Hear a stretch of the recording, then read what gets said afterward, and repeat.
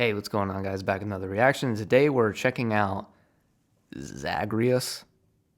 I probably horribly mispronunciated that, but we're checking out a song by Periphery, and I'm excited. We checked out Wildfire.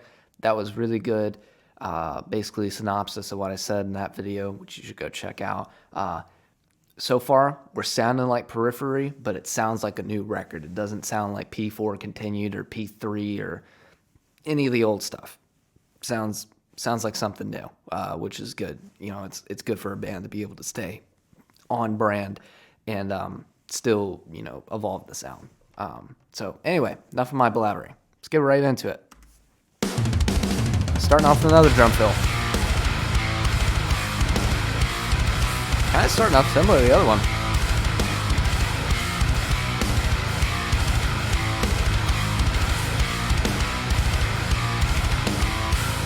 We got like odd meter here. Very syncopated vocals. A lot of push and pull here.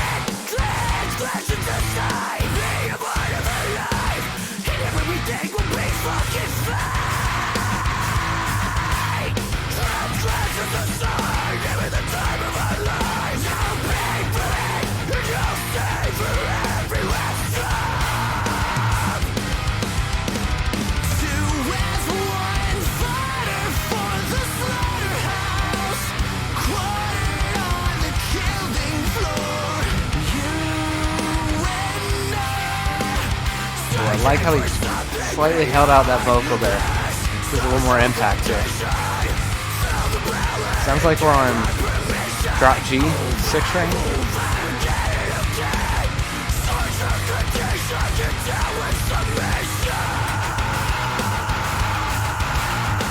I love the groove that this song has. I was thinking it was going in a similar direction to the last one, but it's definitely its own thing.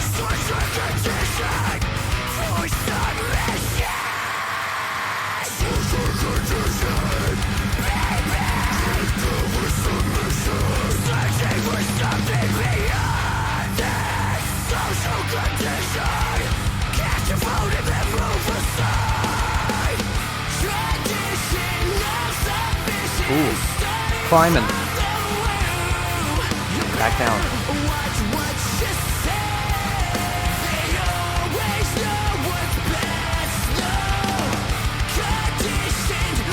Like climbing to build suspense, and then we drop it down, and we keep going down. Back up. Keep you on your feet. Doing a lot of gallops in these songs.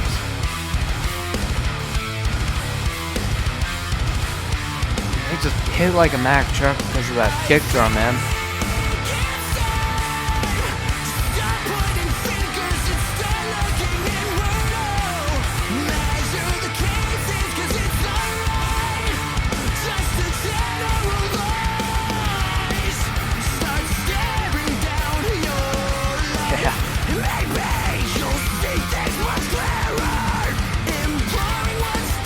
Ooh, starting to get a harmony on that riff. I love how they canned it. Split it. Filthy. Classic Matt Halpern just hammering that ride.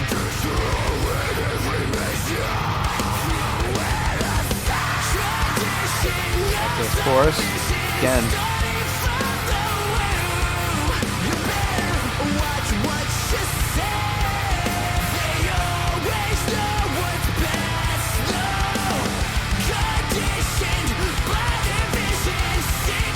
We're building it up here with the double kick now, adding some intensity.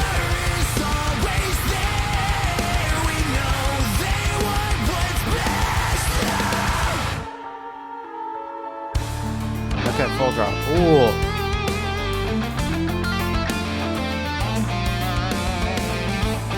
That lick, man.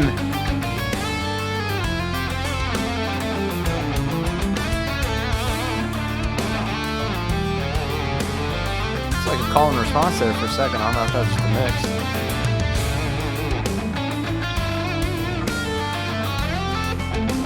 Calling off those open strings. Will it ever be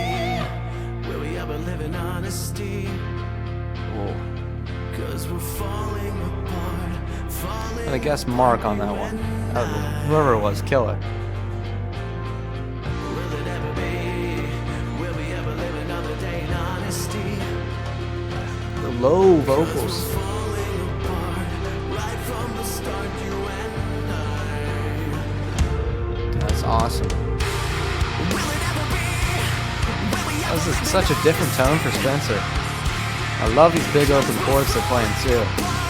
falling apart, you and I? Will it ever be? Will we ever live another day in honesty? 'Cause we're falling apart, right from the start, you and I. So paint that picture to sleep at night. No regard for another's life. We'll be just fine. So paint that picture to sleep at night. No regard Love how they're doing the same thing, same progression, just building intensity. we'll be just fine.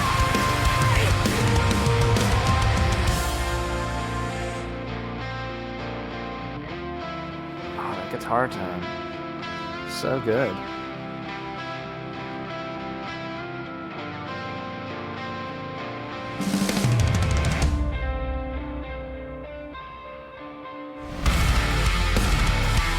Now back to, yeah.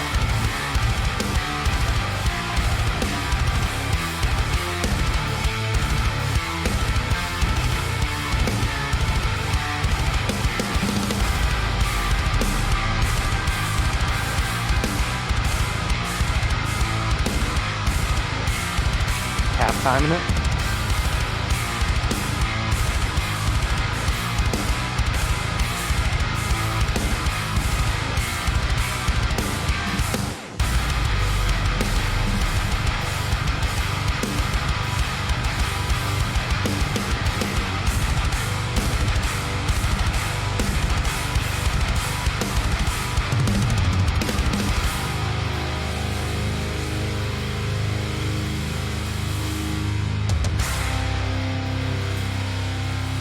All right, where are we going now?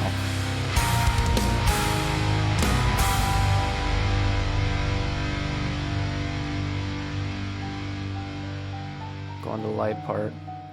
Are we getting faked out this time, or is we staying here?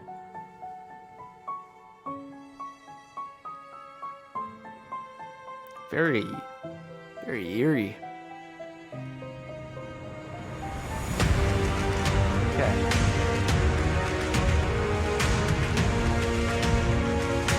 For the big string arrangement.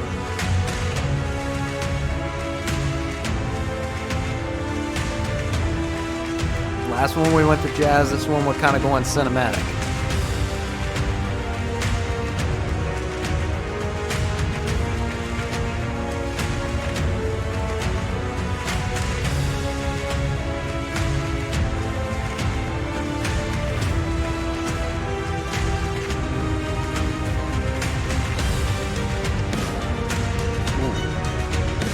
Adding in those drums.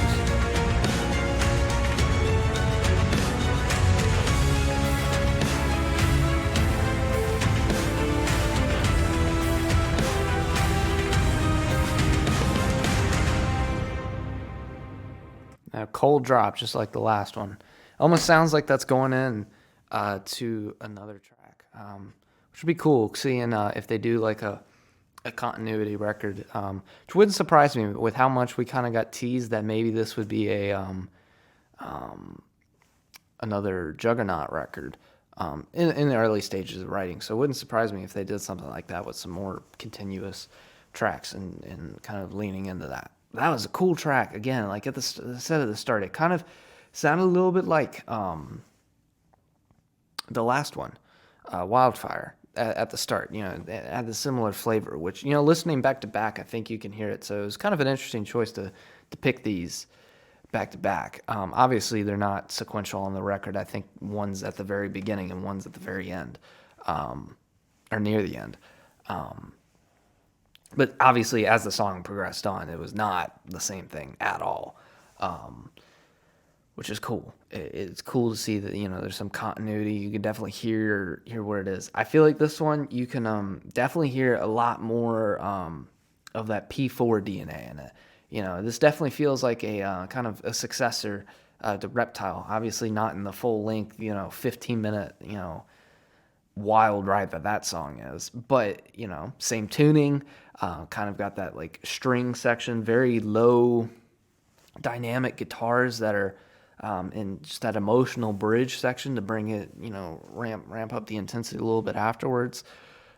It's very cool stuff. And oh my, I got to go back and listen to that solo, man. That solo was so good. I don't know. Again, three to pick from. It's hard to choose, but whoever it was, man, killer stuff. Just so many cool licks, so many cool techniques, and it wasn't even like a technically difficult song.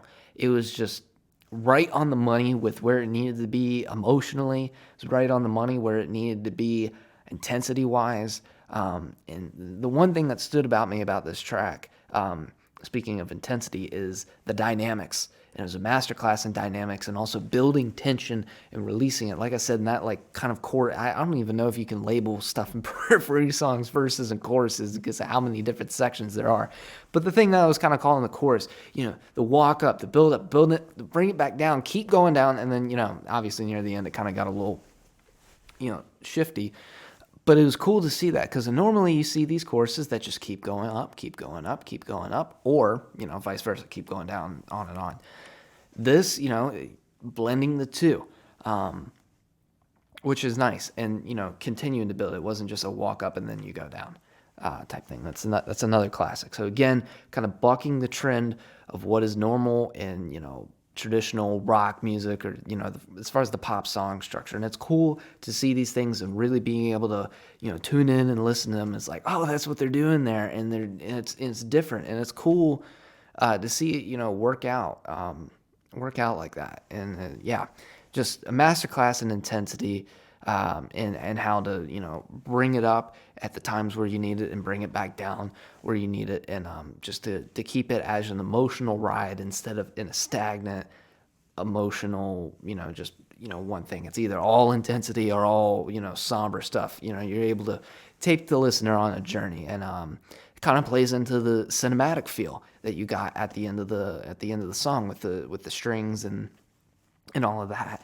With a cinematic piece, it's a journey. Again, there's different levels of intensity, and it's cool to see that within a song and not just within a record like most people do.